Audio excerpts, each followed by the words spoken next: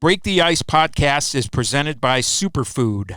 Superfood Performance Nutrition has made a name for itself by feeding athletic organizations like the Washington Capitals both on and off the ice. If you have a high-performance team that needs fueling, check out mysuperfd.com for more information.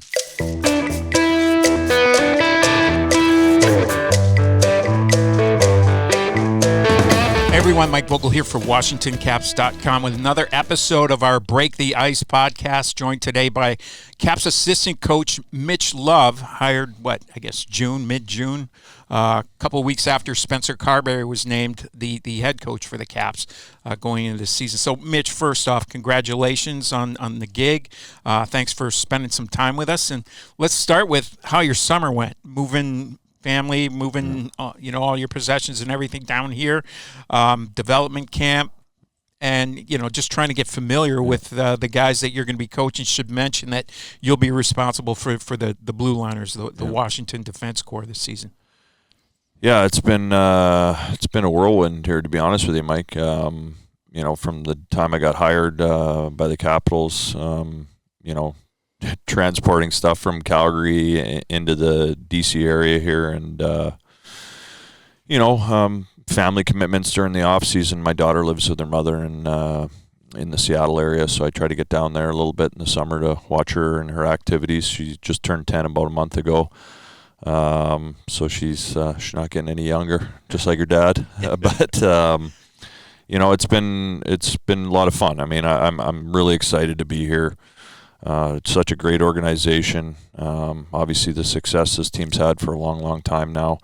To be a part of that, it's a great honor. And for me personally, and my family, it's a dream. I never got to the National Hockey League as a player, and to be a part of it as a coach now, it's always been a goal of mine. We got a great staff here, obviously a great bunch of players, and I'm just looking forward to getting going. And we had Spencer here last week, and he grew up in Victoria, British Columbia. You grew up in British Columbia as well, albeit quite a bit north of there. Is it Quesnel? Is that how it's pronounced? Well, the S is silent, and it's Quesnel. Quesnel, gotcha. Yeah, small town. I always explain to people that it's near Prince George. If anybody knows where Prince George, British Columbia is, about an hour south there. Yeah. So, I'm proud to be a Quesnel boy.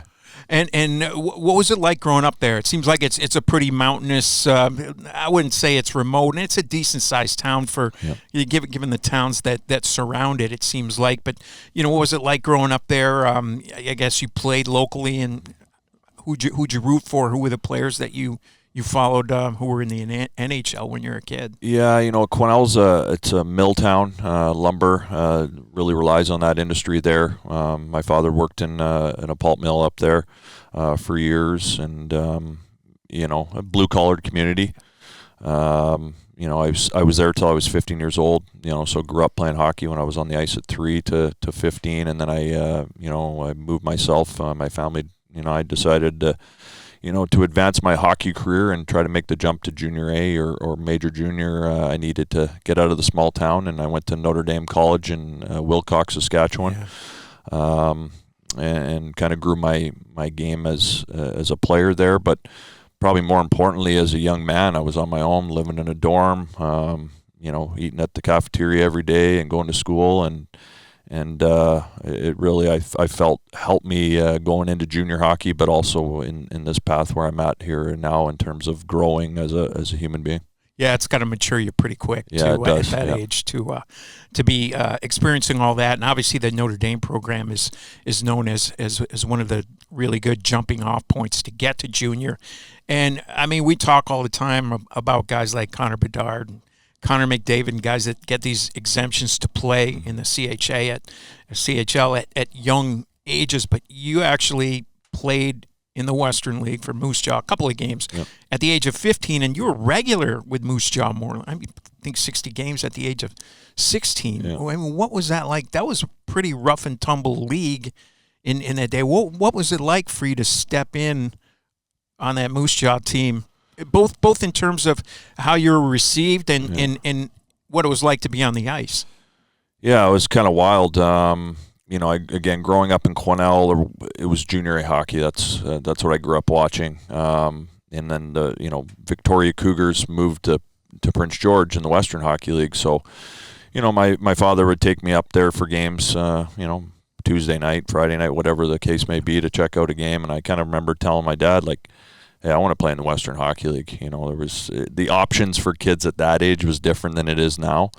But I love the crowds and, the new buildings compared to the Junior A product in British Columbia at the time. And, so I kind of focused in on that, and that was kind of my driving force as a player was I wanted to play in the WHL, went to Notre Dame, went to Moose Jaws camp as kind of a free agent. I was never drafted into the Western Hockey League.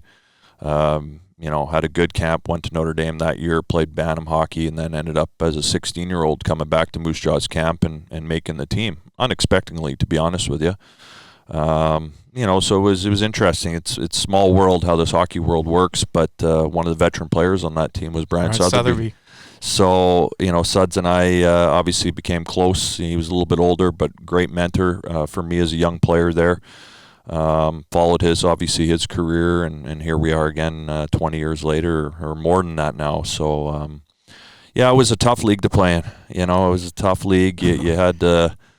you had to stick up for yourself. I wasn't a great player. I was a stay-at-home defenseman that tried to play the game honest and protect my teammates when needed to. But that was kind of a way you had to survive in that era of hockey, and and kind of bounced around the Western Hockey League. And I'm sure we'll get into that here shortly. Yeah, exactly. And you get traded, I guess, to Swift Current, and your first full season in Swift Current. Pretty big leap in the penalty minute totals. I don't know if that record still stands, but it's 327 minutes, and that's, I think, just a Swift Current record. Yep. And 40 fights, and these weren't just like fights against random dudes either. Like Derek Bugard's on that dance card. David Kochi, Tyson Strachan, Braden Colburn. These are big boys. Yeah. I'm guessing you're like 6 foot, 190, 195 or so. You're giving up like 6 or 8 inches and 50 pounds or so to some of these guys. How did you come about the pugilistic skills, and how hard is it to fight guys of that size when you're on blades? Yeah, it's again, I wasn't a very good player, so I had to try to find a certain skill set that I felt allowed me to survive in terms of the league at that time, but also during that time, it was a chance for me to showcase my skill set in that area and possibly advance my career to the next level, whether it was American Hockey League or National Hockey League. And I think, you get into that scenario, you start to earn a bit of a reputation. So, how it was back in the day, that was what you had to do. I do, and even as a coach now, I take a lot of pride in being a good team guy, whether it's a staff or for the players, and that's what I was as a player, and so was 40 fights probably one too many? Probably. My mom would tell me that back in the day. Hey, you don't need to be doing that all the time.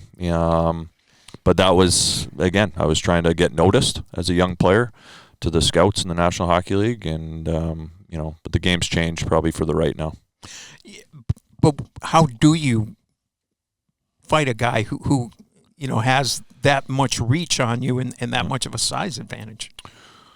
Well, I think as I evolved as a player in the Western League, and then obviously into the American League, where I kind of carried that reputation on as a player, you do your homework. There was YouTube at the time, so we were able to hop on YouTube and kind of see guys' tendencies, almost like a pre-scout, really, as a coach even.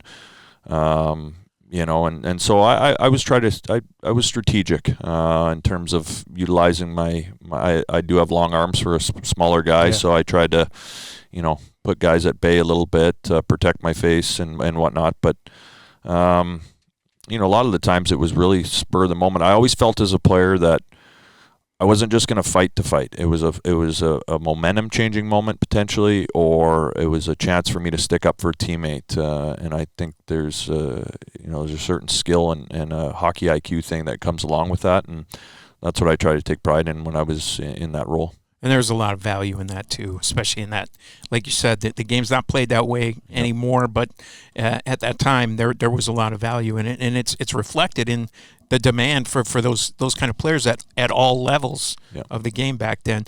And then you finished out your Western League career in Everett, which was kind of the beginning of a long association with that franchise. And you could see too that your game was picking up in other areas as well as you were getting to Everett.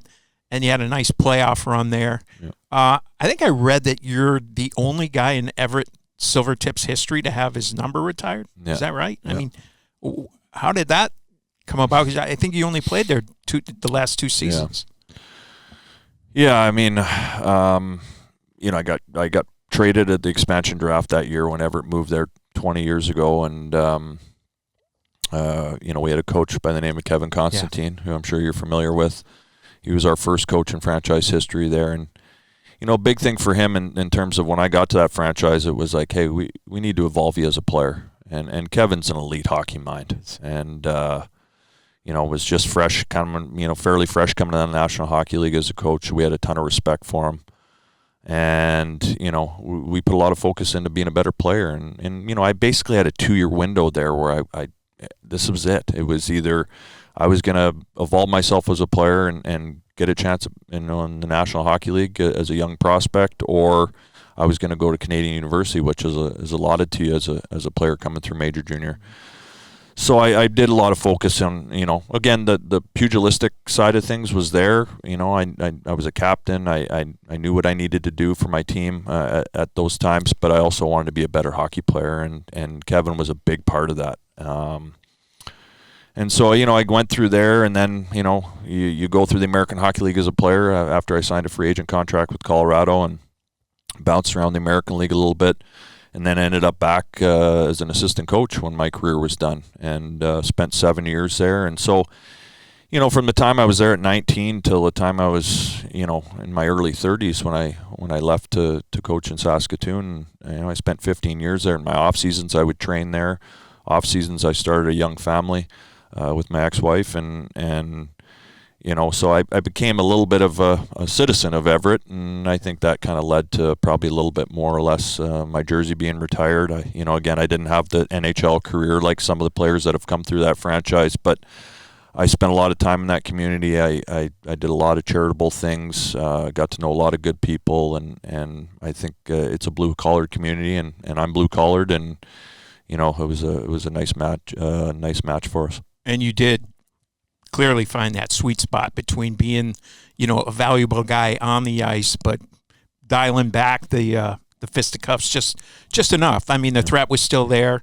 Obviously, the reputation was still there.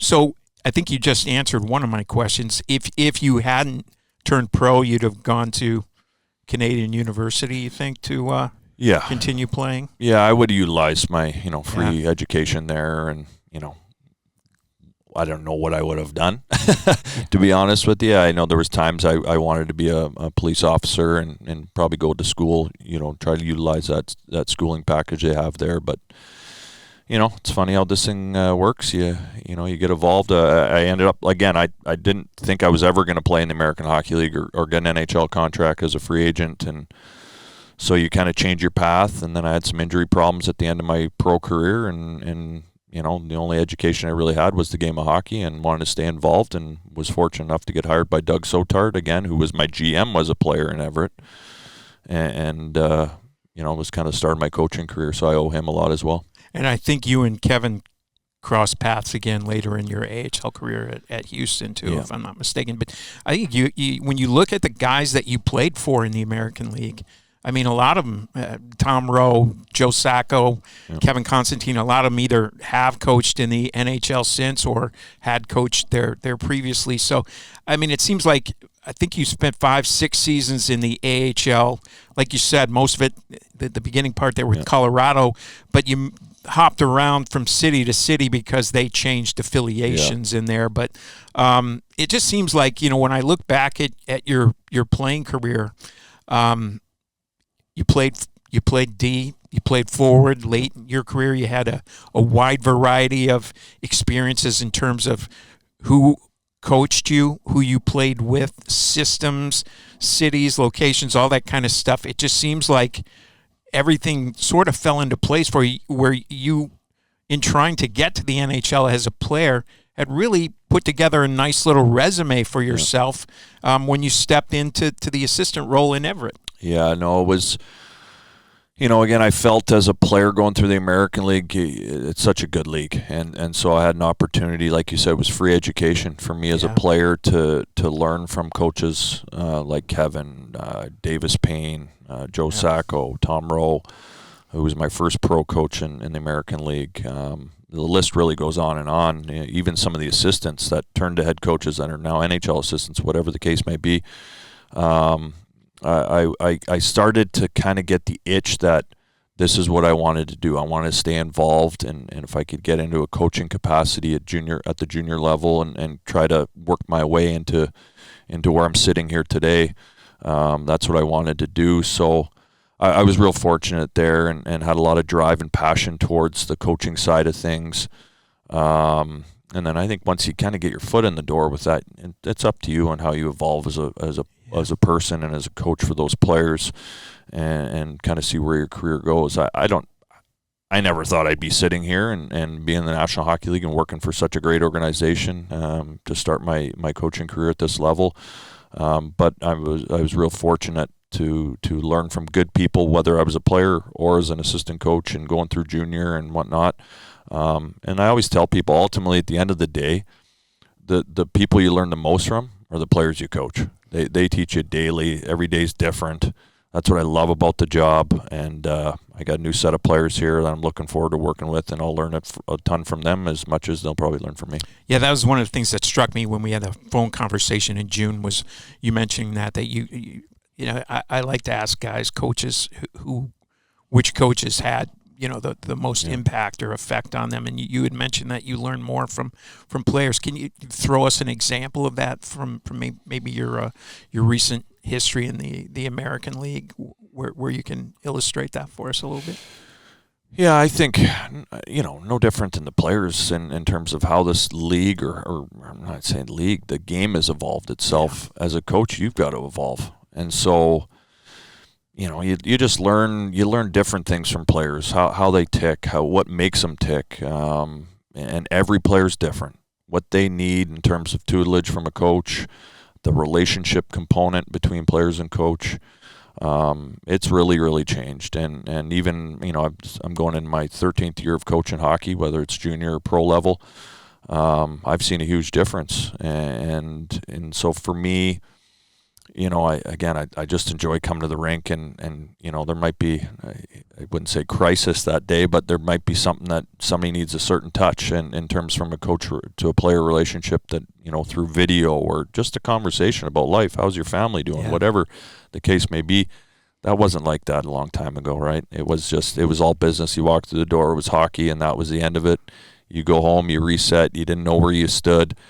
The game's changed. You got to make sure guys understand. You can be honest with players, in my opinion, but they just got to understand that you have their best well-being at heart, and you want to make them better, and ultimately our team better. I mean, that's one of the things that fascinates me. Is I think that over the last few years, there's been a little bit of a turn towards younger guys coaching in the NHL. Probably all around. It probably happens every 15 or 20 years or so. I think fans have a perception that there's these handful of coaches that just get recycled. They go from one team to the other. But, when you look at the history of the game, the 10 guys who've coached the most games in the NHL, 5 of them never played in the league, so half of them. And it just seems to me that especially I'm really excited and intrigued to see how things play out here in Washington this season, where the team is coming off its first playoff miss in a decade.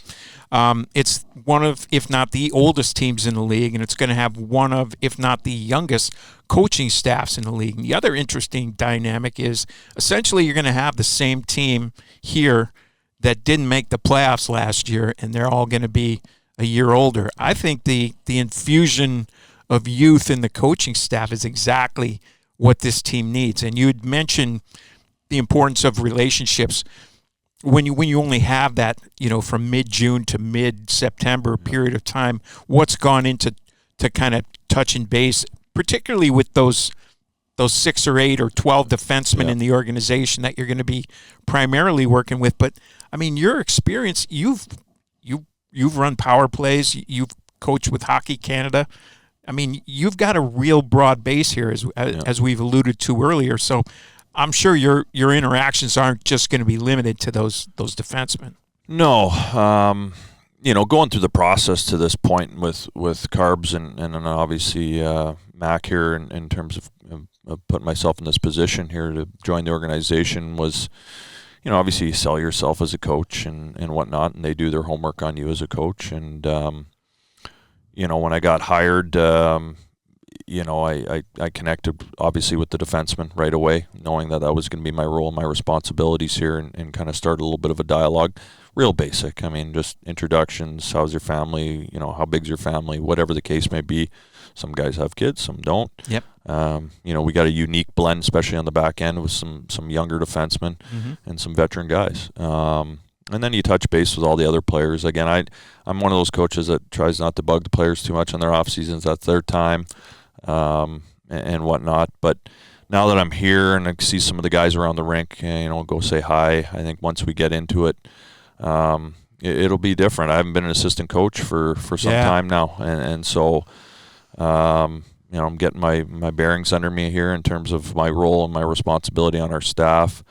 I personally feel real fortunate to have a staff that obviously, you look at Scotty Allen, who's coached at all sorts of levels and had success, and obviously Carb's last few years being in the National Hockey League with Toronto, and then obviously Kirk Muller and Leo and Emily back there, and Scotty Murray. Like, for me personally, I'm going to be learning the NHL game too, the schedule, the travel, utilizing our time, being efficient as a staff.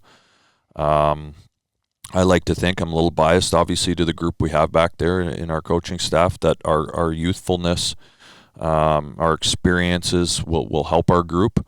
But that's a prideful group of players back there. And, it's not lost on them that they didn't make the playoffs last year and want to get back there. And it's all our job and our responsibilities to make sure that we're making a push in a tough division, tough conference here, to try to get back and be a part of those 16 teams that are fighting for that Stanley Cup again. Did you spend a lot of time or much time over the summer just watching film and trying to familiarize yourself with the tendencies of the guys that you're going to be working with? Yeah, I mean, we're going to obviously be implementing some different things as a staff that might, be a little bit of a different taste for the players. Obviously, we'll get into that here in the next 10 days or so once we get camp going.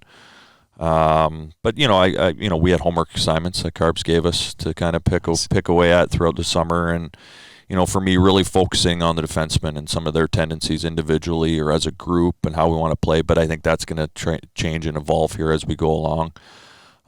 Just real excited to get on the ice, even just to pop out and watch them skate and stuff like that and say hi to the guys. It gives you the itch to get out there and really start to dive into the nuts and bolts of how we want to play and where we need to get to. And as a guy who's been an assistant coach and a head coach at the WHL level and a head coach at the AHL level, obviously the value and the importance of development. But it seems like right now, too, just the whole pandemic thing that we come out of, I feel like guys' development got arrested a little bit for various reasons and lack of reps, really. But there's an opportunity there, I think, too, for some development at this level. The fact that there's a flat cap and the need to introduce cost-controlled talent into your lineup. I mean, I don't think the D core is going to necessarily have an influx of that this season, but I think it's going to be important here for the next couple of years until we get past this group of players who were affected by all of that.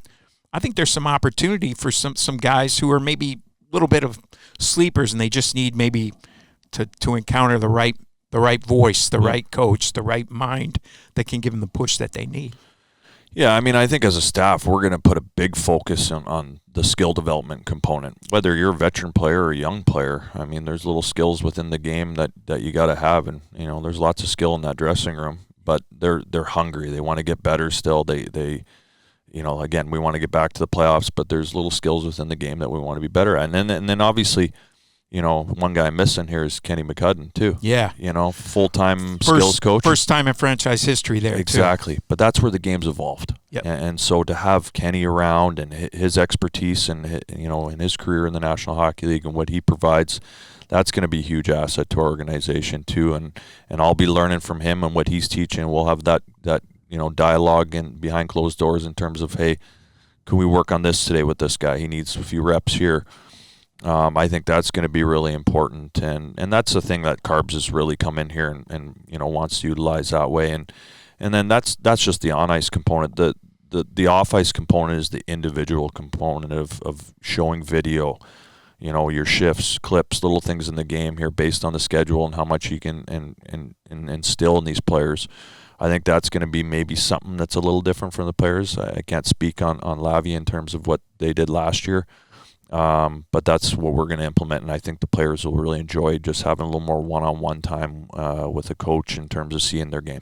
I think you're 100% right. The conversations I had with 2 or 3 of the players the day or two after the season ended, I got the sense that they were pretty hungry, and these are veteran guys, leadership guys that specifically mentioned that it would be good to have a dedicated skills person here to help with that, and just the monotony of a 7-month season with 82 games, and just to switch it up a little bit. I think guys were looking for a little bit of a breath of fresh air, and I think that you guys are in a position to provide that. Yeah. And, when we talked in June, one of the other dynamics I think here is that you guys, you and Carbs, even Kirk to a much lesser extent, aren't that far removed from, and mostly in his case because he played so long, you guys aren't that far removed from your own playing careers. And I feel like that's something that these guys, being an older group, would benefit from. I think so. If you look at the dynamic of our coaching staff back there, there's a ton of energy, a ton of personality, and a lot of communication. And I think that's going to be really key. It's a long hockey season. I don't care what level you're at. Things drag out. There's dog days. There's tough days. It's tough to win. I think, having that reset button too. We might have a tough night here and there, but making sure we're walking through the door with the right attitude to get better than that particular day. I think that's going to be key, and that falls on us as a coaching staff, and we recognize that. And it's very natural for our staff to be that way as we go along here, because that's our personalities, and hopefully it's infectious with our group, and we got a ton of personality in that dressing room too. So I think hopefully it's a good match made in heaven. Well, and I think too, we've mentioned your broad base of experience, but that's true of Emily, and that's true of Brett. Yeah. Everyone back there. So I feel like you say, there's a lot of wisdom on that staff. There's a lot of experience, and there's a lot of variety of experience. What goes into, because when we in the media talk about chemistry, it's typically the players on the ice, but I feel like it's important. I mean, at my level, the people that I work with day to day, we have good chemistry, and it's built up over years. But I feel like it's important for you guys too. I feel like it's important in the front office, in the hockey ops area. What goes into building that? I think you just touched on a couple of those things. Communication, obviously, is primary. You gotta have the feeling that your voice will be heard when you do share something that you've encountered along your years in the game. Yeah, you know what? We're still a little early here, obviously, as a staff. We just met all week. We'll meet next week again before we kind of kick things off. But, we're still getting to know each other a little bit. The one thing I can say about Carbs is he's organized. He works his ass off, and he's detailed. And as a coach on a staff like that, that's all you ever want to know. You want to know what your job is, what you're responsible for. When we're having conversation, there's your opinion. You're going to throw your opinion, and Carbs is looking for it. When he asks, don't just sit there on your hands and don't say anything. It's put your arm up and say, hey, this is my thoughts. Again, when you're in the assistant role, you give your input. at the end of the day, the head coach makes the final decision. But I know as a head coach, when I was in the American League or in junior, I'd ask my staff all the time about different things. I want to know. I'm not the smartest guy in the room, but I want to know, and I know I need to make that final decision. But you can see the dynamic back there. It's very organized. Everybody knows, for me coming in with new gaming system that we got to learn in terms of teaching the players. Stretch has been great, but teaching us. Emily's been great.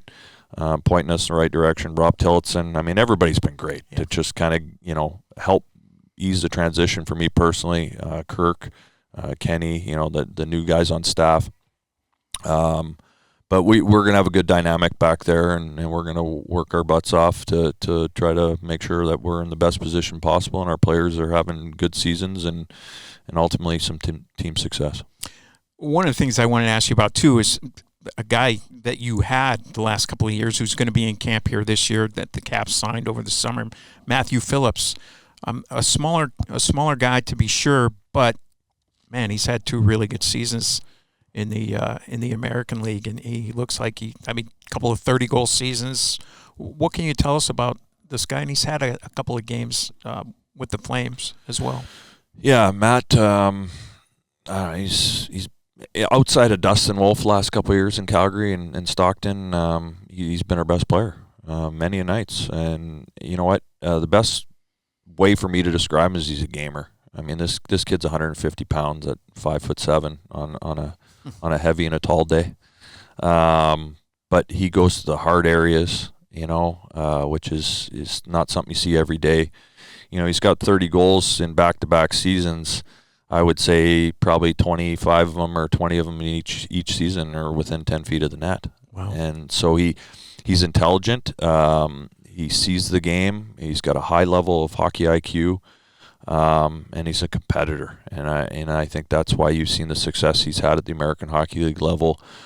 Obviously, I was a little biased and happy that Sure. he took a chance at a different organization, and he wants to make the National Hockey League. He wants to push for a job, and I think he's real excited to come here and kind of showcase his talents and what he can provide, and I'm excited to see him here again and see how he looks here in camp. And there's certainly some spots in the lineup, especially up front, that are, in flux or potentially available for a guy who can kick the door down for sure.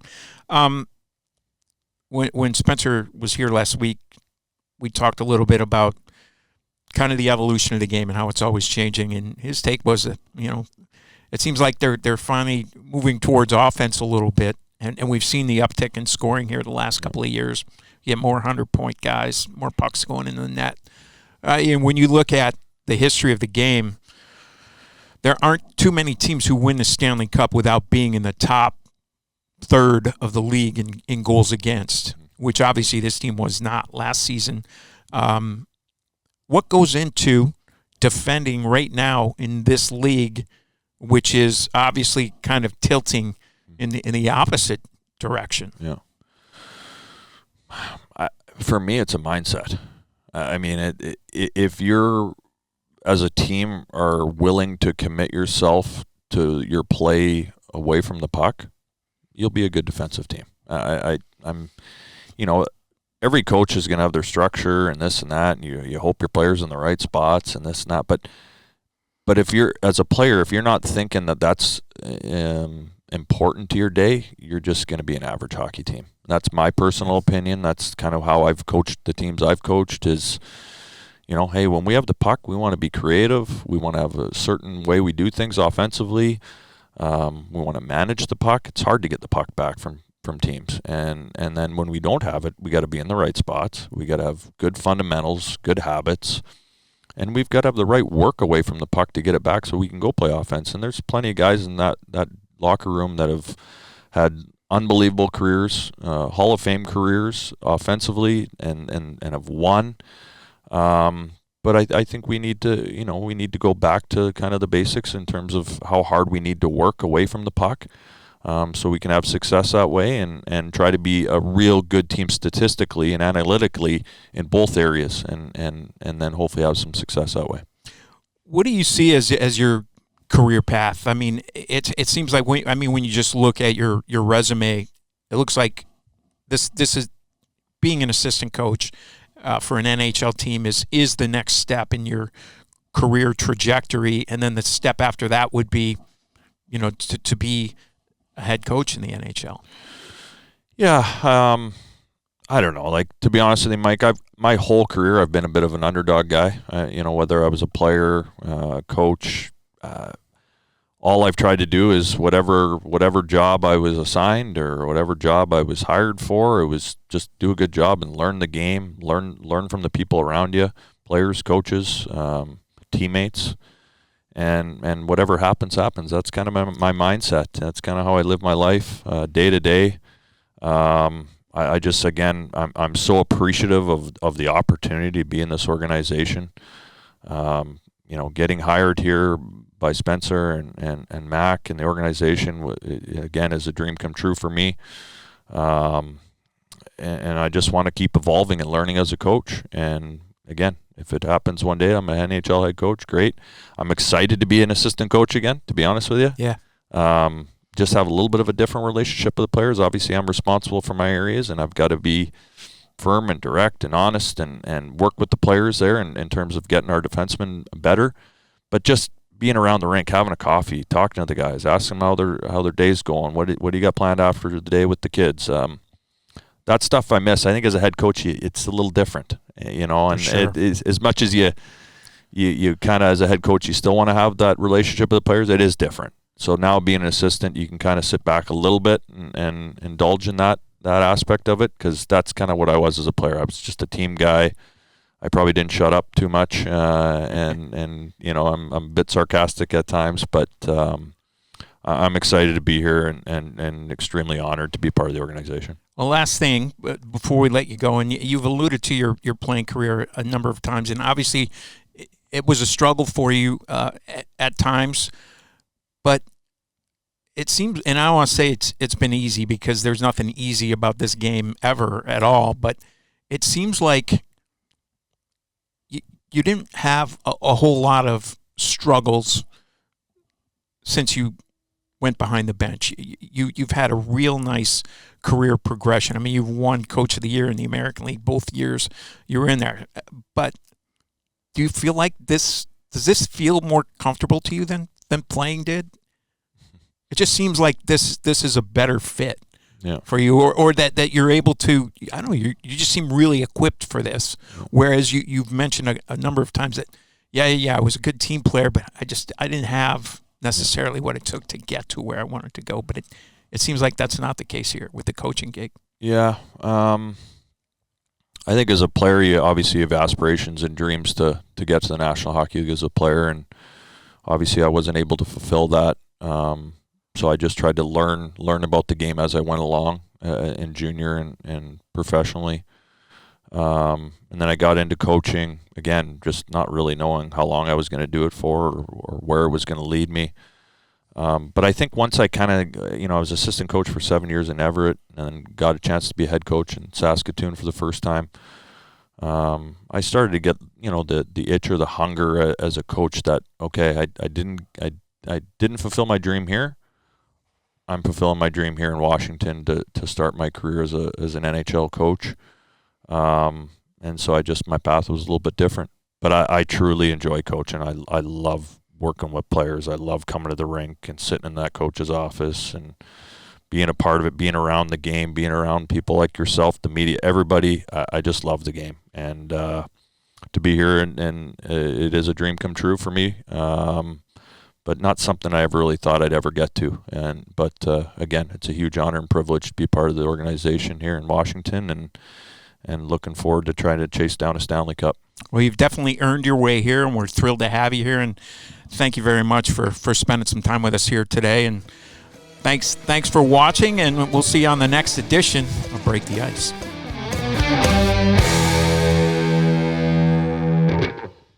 Superfood Performance Nutrition fuels the Washington Capitals players and staff on and off the ice. Each bite is energy-packed, highly nutritious, and engineered to boost recovery time.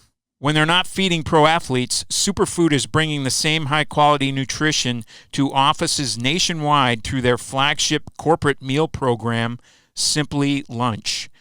So if you have a high-performance team that needs fueling, check out mysuperfd.com for more information.